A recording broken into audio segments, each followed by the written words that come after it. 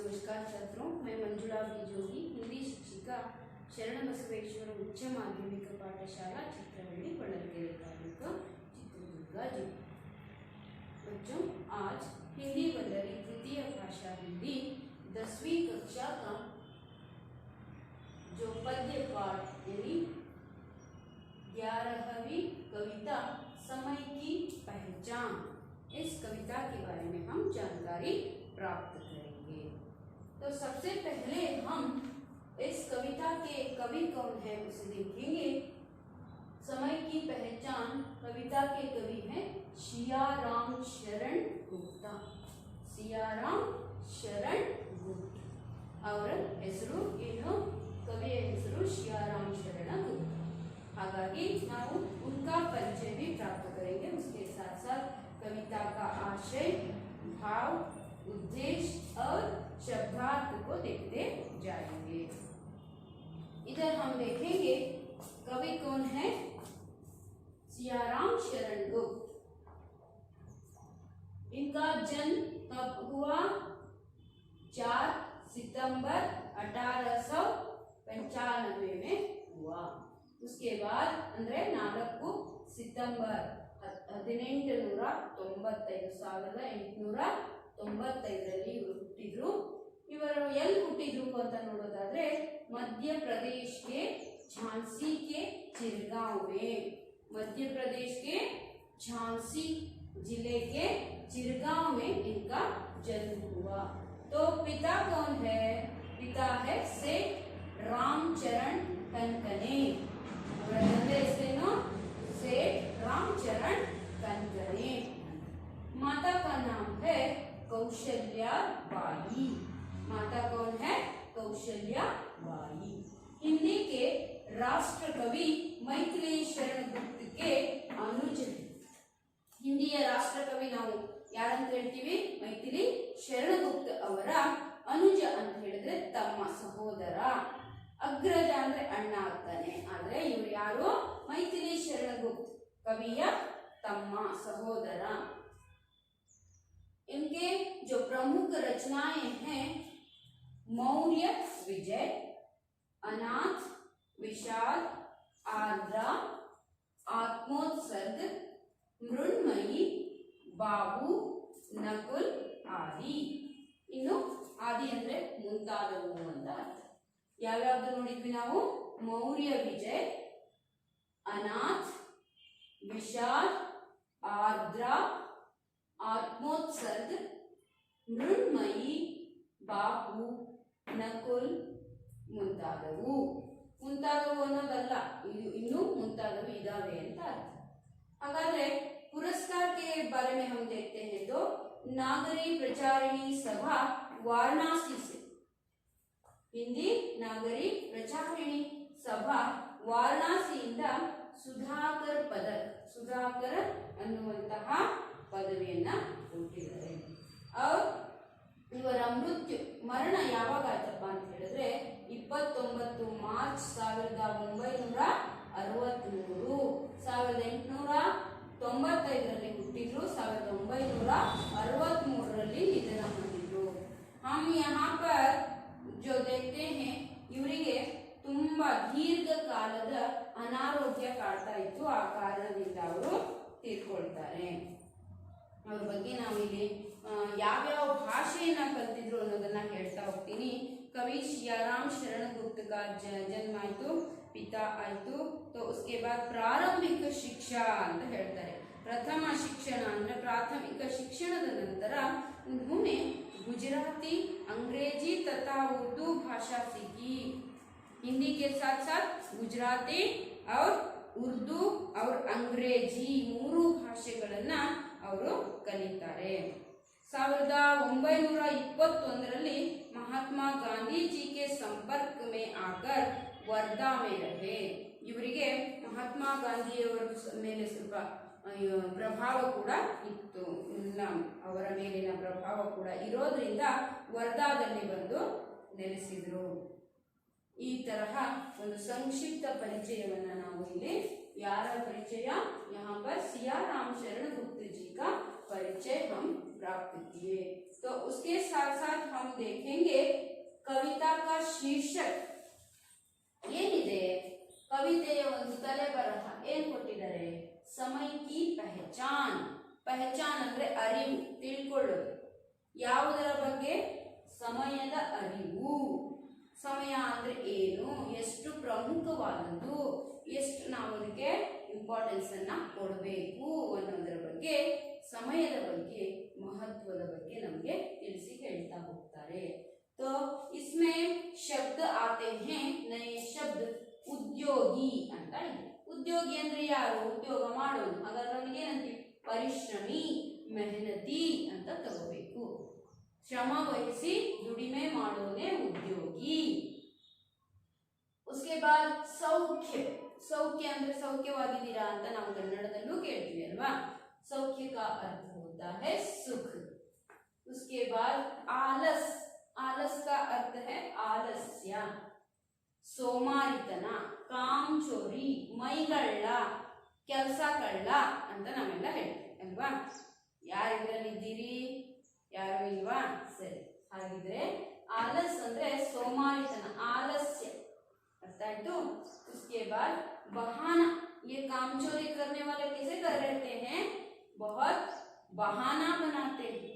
Nipah, नेवा, बात टालना, ಸುಮ್ಮನೆ ಆ ಟೈಮಿಗೆ ಏನಾದರೂ ಹೇಳಿ ತಪ್ಪಿಸಿಕೊಳ್ಳೋದು, ಆ ತರಹ ಬಹಾನ, ನೆವ ಮಾಡೋದು, ನೆಪ ಮಾಡೋದು. ದ್ರವ್ಯ ಅನ್ನೋ ಒಂದು ಶಬ್ದ ಇದೆ. ದ್ರವ್ಯ का अर्थ होता है धन, संपत्ति, ದುಡ್ಡು ಅಂತ ನಾವು ಹೇಳ್ತೀವಿ. ಅನುಪಮ್. ಅನುಪಮ್ का अर्थ होता है ಅನೋಖ ಅಂತ ಕೂಡ ಕರೀತೀವಿ. ಅಮೂಲ್ಯವಾದದ್ದು, ಅನರ್ಘ್ಯವಾದದ್ದು ಅಂತ ನಾವು. ತುಚ್ಛ. ತುಚ್ಛ का अर्थ होता है छोटा, शुद्ध, निस्सार. ಸಾರ ಇಲ್ಲದೆ ಇರುವಂತದ್ದು ನಿಸ್ಸಾರ, ಆ ತರ ತಗೊಳ್ತೀವಿ. ಪಲ್ का अर्थ होता है ಪಲ್, ಏಕ್ ಪಲ್ ಅಂತ ನೀವು ಹಾಡು ಕೇಳಿರ್ಬೋದು. ಪಲ್ ಪಲ್ ದಿಲ್ ಕೆ ಪಾಸ್ ಅಂತ ಕೇಳಿರ್ತಾನೆ. ಪಲ್ ಅನ್ನೋ ಶಬ್ದ ಅದರ ಅರ್ಥ ಏನಂದ್ರೆ ಕ್ಷಣ ಅಂತ, ಕ್ಷಣ. ಆಮೇಲೆ ಚಿತ್ತ ಅಂತ ಒಂದು ಶಬ್ದ ಇದೆ. ಚಿತ್ತ ಅಂತ ಹೇಳಿದ್ರೆ ಮನ್, ಮನಸ್ಸು. ಇನ್ನು ಚಿತ್ತ ಎಲ್ಲಿದೆ, ನಿನ್ನ ಜ್ಞಾನ ಎಲ್ಲಿದೆ, ನಿನ್ನ ಜ್ಞಾನ ಎಲ್ಲಿದೆ ಅಂತ ಏನೇನೋ ಕೇಳ್ತೀವಿ ನಾವು ಅಲ್ವಾ. ಹಾಗಾಗಿ ಚಿತ್ತ ಅಂದ್ರೆ ಮನಸ್ಸು. ವಿಶ್ವಾಸ ಅಂದ್ರೆ ನಿಮ್ಗೆ ಗೊತ್ತಿದೆ, ವಿಶ್ವಾಸ ಅಂದ್ರೆ ಭರೋಸ, ಯತಿ ಅಂತ. ಸುಸಮಯ. ಸು ಅಂದ್ರೆ ಒಳ್ಳೆಯ, ಸುಂದರನು ಅಂತ ಬರುತ್ತೆ.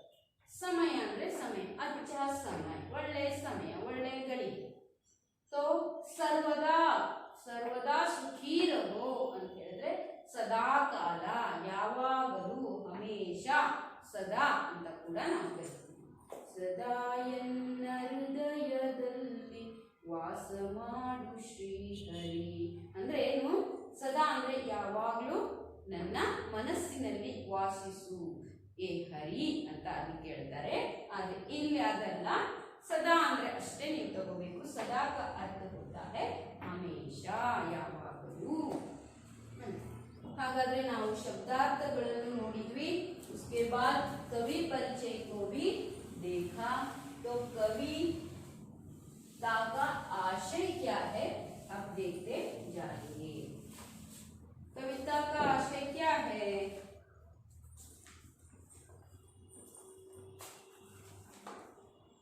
समय. समय अधिक महत्वपूर्ण तथा उपयोगी होता है. समय को जो अपना सच्चा साथी बना लेगा वह अपने काम में सफल होगा. समय को जो अपना सच्चा साथी बना लेगा वह अपने काम में सफल होगा. इस कविता में यह संदेश दिया गया है कि हमें काम करने का जो अवसर प्राप्त होता है, हमें काम करने का अवसर प्राप्त होता है, उसे व्यर्थ जाने नहीं देना है. व्यर्थ जाने नहीं देना चाहिए. ಎಷ್ಟು ಚೆನ್ನಾಗಿದೆ ನೋಡಿ. ನಾವು ಭೂಮಿಗೆ ಬಂದ್ವಿ ಅಂದ ತಕ್ಷಣನೇ इस मिट्टी पर जन्म लेते ही समय के साथ चलते हैं, है ना. हम समय से आगे भी नहीं जा सकते, समय से पीछे भी नहीं जा सकते, समय के साथ ही चलना होगा। कभी भी समय नहीं रुकता। ಯಾವಾಗಲೂ ಸಮಯ ಮುಂದೇನು ನಾವು ಸಮಯದ ಮುಂದೇನು ಓಡಕ್ಕಾಗಲ್ಲ, ಹಿಂದೇನು ಓಡಕ್ಕಾಗಲ್ಲ, ಸಮಯದ ಜೊತೆಗೆ ನಡಿಬೇಕಾಗುತ್ತೆ. ಸಮಯ ಎಂದಿಗೂ ನಿಲ್ಲುವುದಿಲ್ಲ, ಓಡ್ತಾನೆ ಇರುತ್ತೆ. ಅದರ ಜೊತೆಗೆ ನಾವು ಕೂಡ ಹೆಜ್ಜೆಯನ್ನ ಹಾಕಬೇಕಾಗುತ್ತೆ. ಹಾಗಾಗಿ ಸಮಯ ಅನ್ನೋದು ಎಷ್ಟು ಮಹತ್ವಪೂರ್ಣವಾಗಿರುವುದು ಅನ್ನೋದ್ರ ಬಗ್ಗೆ ಕವಿ ನಮಗೆ ಇಲ್ಲಿ ಎಚ್ಚರ ವಹಿಸಕ್ಕೆ ಹೇಳ್ತಿದ್ದಾರೆ, ಜಾಗೃತಗೊಳಿಸ್ತಿದ್ದಾರೆ. ಏನು ಅಂತ ಹೇಳಿದ್ರೆ, समय अधिक महत्वपूर्ण तथा उपयोगी होता है। ತುಂಬಾ ನಮಗೆ ಇದರಿಂದ उपयोग है कि नहीं? उपयोग है। समय को जो अपना सच्चा साथी बना लेता है, हम किसी किसी को साथी बना लेते हैं, जो काम को नहीं आते ऐसे लोगों को भी हम अपने साथी बनाकर घूमते रहते हैं। सच्चे साथी कौन होते हैं? पहले समय ही होता है। इसीलिए कवि कहते हैं, समय को ही पहले सच्चा साथी मान लो, तब समय के साथ चल सकते हो, कुछ भी कर दिखा सकते हो, नहीं तो पीछे रह जाते हो। समय आगे चला जाता है, तुम वहीं के वहीं रहते हो। समय के साथ चलते हो तो तुम कुछ भी कर दिखा सकते हो, अच्छा बुरा नहीं। ठीक है, तो क्या है? सच्चा साथी बनानेगा, ಯಾರು ಸಮಯವನ್ನ ತನ್ನ ಒಳ್ಳೆಯ ಮಿತ್ರ ಎಂದು ತಿಳ್ಕೊಳ್ತಾರೋ अपने काम में सफल होगा, ಅವರು ತಮ್ಮ ಕೆಲಸದಲ್ಲಿ ಸಫಲರಾಗ್ತಾರೆ, ಜಯ ಗಳಿಸ್ತಾರೆ, ಯಶಸ್ಸನ್ನ ಪಡಿತಾರೆ, ಕೀರ್ತಿಯನ್ನ ಗಳಿಸ್ತಾರೆ। इस कविता में यह संदेश दिया गया है। ಈ ಕವಿತೆಯಲ್ಲಿ ಏನು ಸಂದೇಶ ಕೊಟ್ಟಿದ್ದಾರೆ ಅಂದ್ರೆ, दिया गया है कि हमें काम करने का जो अवसर प्राप्त होता है, ನಮಗೆ ಕೆಲಸ ಮಾಡುವ ಅವಸರ ಯಾನಿ ಸಮಯ ಯಾವಾಗ ಸಿಗುತ್ತೋ ಅದನ್ನ ನಾವು ವ್ಯರ್ಥವಾಗಿ ಕಳಿಬಾರದು। समय को व्यर्थ नहीं गंवाना चाहिए, गंवाना ಕಳೆಯಬಾರದು। किसको? समय को, ಸಮಯವನ್ನ ವ್ಯರ್ಥವಾಗಿ ಕಳಿಬಾರದು। ಸಮಯವನ್ನ ಸದುಪಯೋಗ ಪಡಿಸಿಕೊಂಡಾಗ ಮಾತ್ರ ನಾವು ನಮ್ಮ ಜೀವನದಲ್ಲಿ ಸಫಲರಾಗಲು ಸಾಧ್ಯ। ಯಾರು ಸಮಯವನ್ನ ತನ್ನ ಒಳ್ಳೆಯ ಮಿತ್ರನೆಂದು ಭಾವಿಸಿ ಅದರ ಜೊತೆಗೆ ಮುಂದುವರಿತಾರೋ ಅವರು ಸಫಲತೆಯನ್ನ ಪಡಿತಾರೆ। ಹಾಗಾಗಿ ನಮಗೆ ಯಾವ ಸಂದರ್ಭದಲ್ಲಿ ಒಂದು ಗಳಿಗೆ ಸಿಕ್ಕಿದೆಯೋ ಅದನ್ನ ಮಾಡೋಕೆ ಪಡೆಯೋಕೆ ಅದನ್ನ ನಾವು ವ್ಯರ್ಥವಾಗಿ ಕಳಿಬಾರದು, ಮತ್ತೆ ಆ ಅವಧಿ ಸಿಗೋದಿಲ್ಲ। देखिए आप लोग 10वीं कक्षा में हैं, इसीलिए ये कविता आप लोगों को रखी गई है। आपका जो अभी कर्तव्य क्या है, काम क्या है, इस परीक्षा में हो, अपने जीवन में हो, इस 10वीं कक्षा में जो सीखना है उसको इसी अवधि में सीखना होगा। जो भी विषय आप प्राप्त कर सकते हैं उससे ध्यान पूर्वक सीखते हैं, आप यश को हासिल कर सकते हैं। ಹಾಗಾಗಿ ಈಗ ಸಮಯವನ್ನ ನೀವು ವ್ಯರ್ಥವಾಗಿ ಕಳೆದ್ರೆ आपका जीवन भी व्यर्थ ही हो जाएगा। इसीलिए बच्चों आपको क्या करना होगा, ಹಿಂದೆ ಇವತ್ತೇ ಈಗಲೇ ಏನು ಮಾಡಬೇಕು, ಸಮಯದ ಜೊತೆಗೆ ಸಿಕ್ಕ ಅವಧಿಯನ್ನ ಸರಿಯಾಗಿ ಸದುಪಯೋಗ ಪಡಿಸಿಕೊಂಡು ನಾವು ಮುಂದೆ ನಡಿಬೇಕು ಅಲ್ವಾ? ಆ ಒಂದು ಆಶಯವನ್ನ ಈ ಪದ್ಯ ಹೇಳುತ್ತೆ। समय बहुत अनमोल है, समय ಅನ್ನೋದು ತುಂಬಾ अनोखा अमूल्यवाद, उसका महत्व धन से भी ज्यादा है। ಸಮಯ ಅನ್ನೋದು ದುಡ್ಡಿಗಿಂತನೂ ಜಾಸ್ತಿ ಪ್ರಮುಖ ಮಹತ್ವವನ್ನ ಪಡೆದಿರುವಂತದ್ದು। इस कविता द्वारा छात्र समय की महत्ता समझेंगे। इस कविता से बच्चे आप लोग क्या जान सकते हैं, समय की महत्ता, समयದ महत्वವನ್ನ ಅರಿತೀರಾ। तो आज से आप इस समय के बारे में जानकारी प्राप्त करके कितना आप महत्व को समझ कर आगे बढ़ते हैं, यश पाते हैं, हम देखेंगे। तो आज से ही शुरू कीजिए, ठीक है? तो कविता पढ़ने के बाद आपको लगता है सही है, सत्य है, हम समय के साथ जो अवसर अभी मिला है उसको हम क्या करना है, सही उपयोग करना है, ये सीख सकते हैं, है ना? तो शुरू करेंगे कविता को। क्या है, उद्योगी को कहाँ नहीं सुसमय मिल जाता, उद्योगी को कहाँ नहीं सुसमय मिल जाता, समय नष्ट कर कहीं सौख्य कोई भी पाता। समय नष्ट कर को कहीं सौख्य कोई भी पाता। आलस ही यह करा रहा है सभी बहाने, आलस ही यह करा रहा है सभी बहाने। जो करता है करो अभी, जो करना है जो करना है करो अभी, कल हो क्या जाए। पा सकते फिर नहीं कभी तुम इसको खोके, पा सकते हो फिर नहीं कभी तुम इसको खोके। चाहो तुम क्यों नहीं चक्रवर्ती भी होगे। वाह, कितना अच्छा है। देखो, चाहो तुम क्यों नहीं चक्रवर्ती भी होगे। कर सकता कब कौन द्रव्य है इसकी समता, कर सकता कब कौन द्रव्य है इसकी समता। फिर भी तुमको नहीं जरा है इसकी चिंता, फिर भी तुमको नहीं जरा है इसकी चिंता। समय ईश का दिया हुआ अति अनुपम धन है, समय ईश का दिया हुआ अति अनुपम धन है। यही समय ही अहो तुम्हारा शुभ जीवन है, यही समय ही अहो तुम्हारा शुभ जीवन है। तुझ कभी तुम नहीं एक पल को भी जानो, तुझ कभी तुम नहीं एक पल को भी जानो। पल पल से ही बना हुआ जीवन को मानो, पल पल से ही बना हुआ जीवन को मानो। करना है जो काम उसी में चित्त लगा दो, करना है जो काम उसी में चित्त लगा दो। आत्मा पर विश्वास करो संदेह भगा दो, आत्मा पर विश्वास करो संदेह भगा दो। ऐसा सुसमय भला और कब तुम पाओगे, ऐसा सुसमय भला और कब तुम पाओगे। खोकर पीछे इसे सर्वदा पछताओगे, खोकर पीछे इसे सर्वदा पछताओगे। उद्योगी को कहाँ नहीं सुसमय मिल जाता, समय नष्ट कर कहीं सौख्य कोई भी पाता। आलस ही यह करा रहा है सभी बहाने, जो करना है करो अभी कल हो क्या जाने। पा सकते फिर नहीं कभी तुम इसको खोके, चाहो तुम क्यों नहीं चक्रवर्ती भी होगे। कर सकता कब कौन द्रव्य है इसकी समता, फिर भी तुमको नहीं जरा है इसकी चिंता। समय ईश का दिया हुआ अति अनुपम धन है, यही समय ही अहो तुम्हारा शुभ जीवन है।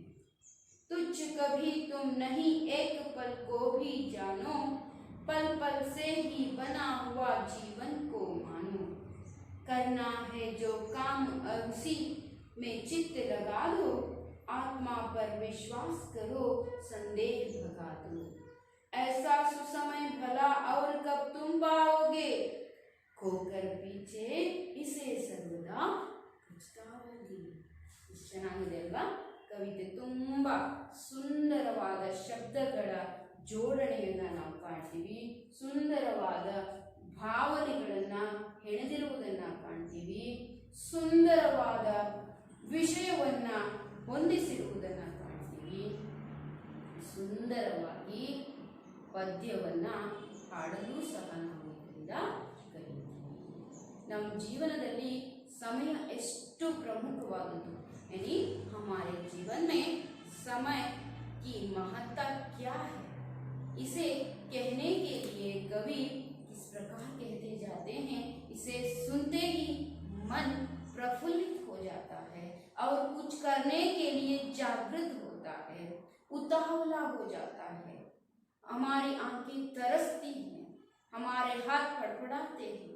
क्यों? इसके साथ ही हम भी कविता को क्या करना है, सीख कर। सही है, ये कविता हमें जगाती है, जागृत करती है। समय हमारे पीछे नहीं है, आगे भी नहीं है, हम उसके साथ हैं, इसीलिए साथ ही जाना है। ಹೌದಾ? ಸಮಯದ ಜೊತೆಗೇನೆ ನಡಿಬೇಕು. ಅದಕ್ಕಾಗಿ ನೀವು ಏನ್ ಅನ್ಕೊಂಡಿದ್ದೀರೋ, ಏನ್ ಮಾಡಬೇಕು ಅಂತ ನಿಮಗೆ ಅವಕಾಶ ಕೊಟ್ಟಿದ್ದಾರೋ ಅದನ್ನ ಸದುಪಯೋಗ ಮಾಡಿಕೊಂಡು ಸರಿಯಾಗಿ ಬಳಸಿಕೊಂಡು ಮುನ್ನಡೆಯಿರಿ ಮಕ್ಕಳೇ ಅನ್ನುವ ಒಂದು ಜಾಗೃತಿಯನ್ನ ಮೂಡಿಸುವಂತ ಒಂದು ಕವಿತೆ ಇದಾಗಿದೆ. ಬರೆದಂತವರು ಯಾರು ಗೊತ್ತಾ? ಸಿಯಾರಾಮ್ ಶರಣ್ ಗುಪ್ತಜಿಯವರ ಪರಿಚಯವನ್ನ ನಾವು ನೋಡಿದ್ವಿ. ಮೈಥಿಲಿ ಶರಣ ಗುಪ್ತ್ ಅವರ ತಮ್ಮ, ಸಹೋದರ ಅಲ್ವಾ? ಹಾಗಾದ್ರೆ ನಾವು ಇದರ ವಿಶ್ಲೇಷಣೆಯನ್ನ ನೋಡ್ತಾ ಹೋಗೋದಾದ್ರೆ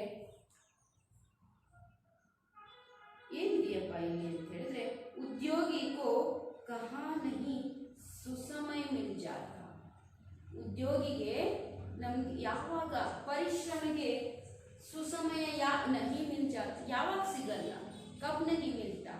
जो काम करने का सोचा है, परिश्रमी है वो, तो उसे हर एक पल भी ಸುಸಮಯ ಅಲ್ವಾ? ಕೆಲಸ ಮಾಡುವಂತವನಿಗೆ, ಒಬ್ಬ ಪರಿಶ್ರಮಿಗೆ ಸಮಯ ಅನ್ನೋದು ಯಾವಾಗಲೂ ಚೆನ್ನಾಗೇ ಇರುತ್ತೆ. जो बहाना बनाता है उसको समय खराब होता है. ನನ್ನ ಸಮಯನೇ ಸರಿ ಇಲ್ಲ ಅಂತೇಳಿ ಸಮಯಕ್ಕೆ ದೂಡ್ತೀವಿ ಅಲ್ವಾ? ನಾವು ಏನ್ ಮಾಡ್ತೀವಿ, ಪರಿಶ್ರಮಿಯಾಗಿದ್ದರೆ, ದುಡಿಯುವಂಥವರು, ಕೆಲಸ ಮಾಡುವಂಥವರಾಗಿದ್ರೆ ಇರೋ ಸಮಯವನ್ನ ಚೆನ್ನಾಗಿದೆ, ಈಗಲೇ ನನ್ನ ಸಮಯ ಸುಂದರವಾದ ಸಮಯ, ಒಳ್ಳೆ ಸಮಯ ಅಂತ ನಾವೇನ್ ಮಾಡ್ತೀವಿ, ಕೆಲಸವನ್ನ ಮಾಡ್ಕೊಂಡು ಹೋಗ್ತೀವಿ. ಲೇಕಿನ್ ಸೋಮಾರಿ ಅಂದ್ರೆ कामचोर जो होते हैं, आलसी होते हैं, वो क्या करते हैं, बहाने बनाते हैं, ನೆಪವನ್ನ ಮಾಡ್ತಾರೆ. ಯಾರು? ಸೋಮಾರಿಗಳು. ಸಮಯನೇ ಸರಿ ಇಲ್ಲ, ನಾನು ಮಾಡ್ತೀನಿ. हम कभी भी देखो, जो हमसे बुरा हो जाता है, गलती हो जाती है, उस गलती को हम खुद नहीं मानते बल्कि दूसरों को लगा देते हैं. उस गलती के जिम्मेदार दूसरे कोई और व्यक्तियों को हम मान देते हैं. ನಾವು ನಮ್ಮ ತಪ್ಪಾದಾಗ ನನ್ನ ತಪ್ಪಾಗಿದೆ ಅಂತ ಒಪ್ಕೊಳ್ಳೋದಿಲ್ಲ, ಬದಲಾಗಿ ನಾವೇನ್ ಮಾಡ್ತೀವಿ, ಆ ತಪ್ಪನ್ನ ಬೇರೆಯವರ ಮೇಲೆ ಹೊರಿಸ್ತೀವಿ ಅಲ್ವಾ ಮಕ್ಕಳೇ? ಹಾಗಾಗಿ ನಾವೇನ್ ಮಾಡಬೇಕು, ಪರಿಶ್ರಮಿ ಆಗಿರಬೇಕು. ಹಾಗಾಗಿ ಕೆಲಸ ಮಾಡುವಂತವನು ಸಮಯ ಸರಿಯಾಗಿಲ್ಲ ಅಂತ ಯಾವತ್ತೂ ಹೇಳಲ್ಲ. वो क्या करता है, समय का सदुपयोग करता है. आलसी क्या करता है, बहाना बनाता है, समय को क्या करता है, लात मारता है, समय की गलती मानता है, समय को ही उसकी गलती कह देता है. ನಿನ್ನದೇ ತಪ್ಪು, ಸಮಯ ಸರಿ ಇಲ್ಲ, ನಾನ್ ಸರಿ ಇಲ್ಲ, ಸಮಯ ಸರಿ ಇಲ್ವಾ, ಸಮಯ ಯಾವಾಗಲೂ ಒಂದೇ ರೀತಿ, ಅದು ನಿರ್ಧಾರವಾಗಿ ನಾವು ಹೇಳ್ಬೋದು, ಒಂದೇ ರೀತಿ ಇರುತ್ತೆ. ಆದರೆ ನಾವು ಸರಿ ಇಲ್ಲ, ಅದನ್ನು ನಾವು ಒಪ್ಕೊಳ್ತೀವ? ಇಲ್ಲ, ಬೇರೆಯವ್ರ ಮೇಲೆ ಅಲ್ವಾ ಮಕ್ಕಳೇ? ನೀವು ಸಹ ಇದನ್ನ ಮಾಡ್ಕೊಂಡು ಬನ್ನಿ ಅಂತ ಹೇಳಿರ್ತೀವಿ. जो करके आने के लिए, लाने के लिए कह देते हैं, तब क्या करते हैं बोलो? तब क्या करते हैं आप? सही वक्त पर करके नहीं आते, बाद में कह देते हैं एक बहाना, है ना? ಹಾಗಾಗಿತ್ತು, ಹೀಗಾಗಿತ್ತು, ನಮ್ಮ ಮನೇಲಿ ಅವರು ಇವರು, ನಾನು ಅಂತ ಹೇಳೋದಿಲ್ಲ ಅಲ್ವಾ? ಹಾಗೆ ಮಾಡಬಾರ್ದು. ಜೊತೆಗೆ ನಾವು ಉದ್ಯೋಗಿ ಆಗಿರಬೇಕು ಅಂದರೆ ಶ್ರಮ ವಹಿಸಿ ದುಡಿಯುವಂಥವ್ರು, ಕಷ್ಟಪಡುವಂಥವ್ರು ಆಗಿರಬೇಕು. कोई भी क्यों न हो, जो भी काम हो, हम परिश्रम के बिना, आस्था के बिना, इच्छा के बिना नहीं कर सकते. ನಾವು ಅದನ್ನು ಹಾಕಿ ಆಸಕ್ತಿಯಿಂದ ಶ್ರಮ ವಹಿಸಿ ಮಾಡಿದಾಗ ಮಾತ್ರ ಅದರಲ್ಲಿ ಯಶಸ್ಸನ್ನ ಕಾಣೋದಕ್ಕೆ ಸಾಧ್ಯ. ಅದಕ್ಕೆ ಹೇಳ್ತಾರೆ ಕವಿ, ಉದ್ಯೋಗಿ ಕೋ ಕಹಾ ನಹಿ ಸುಸಮಯ ಮಿಲ್ ಜಾತ. ಉದ್ಯೋಗಿ ಪರಿಶ್ರಮಿ ಆದವ್ ನನಗೆ ಸಮಯ ಸಿಗಲಿಲ್ಲ ಅಂತ ಯಾವತ್ತೂ ಹೇಳೋದಿಲ್ಲ. ಸಮಯ ನಷ್ಟ ಕರ್ ಕಹಿ ಸೌಖ್ಯ ಕೋಯಿ ಭಿ ಪಾತ. ಸಮಯವನ್ನ ನಷ್ಟ ಮಾಡಿದ್ದೆ ಆದರೆ ನಾವು ಸುಖವಾಗಿರೋದಕ್ಕೆ ಸಾಧ್ಯನಾ, ಸುಖವನ್ನ ಪಡೆಯುವುದಕ್ಕೆ ಸಾಧ್ಯನಾ ಅಂತ ಪ್ರಶ್ನೆ ಮಾಡ್ತಾರೆ.